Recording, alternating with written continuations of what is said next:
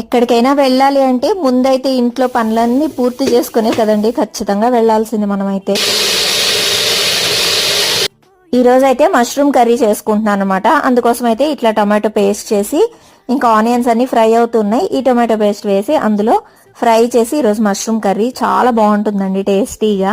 ఇక స్వీటీ అయితే చదువుకుంటుందని చెప్పేసి తనకైతే నేను జ్యూస్ అయితే ఇచ్చేసాను అనమాట. గ్రేప్స్ మామూలుగా తినమంటే తినేస్తుంది, కానీ ఒక్కోసారి ఇలా జ్యూస్ అయితే చేసి ఇస్తుంటాను అనమాట. సమ్మర్ కాబట్టి వేడి కదండి, కాస్త జ్యూస్ లాగా తాగితే వాళ్ళకి బాగుంటదని ఇచ్చాను. ఇంకా నెక్స్ట్ మేము ఈవినింగ్ అయితే చార్మినార్ బయలుదేరేసామండి. గాజులు ఎంత బాగున్నాయంటే చూసారా ఒకసారి. ఒక సెట్ వచ్చేసి మనకి 450 అలా అవుతుందండి సెట్.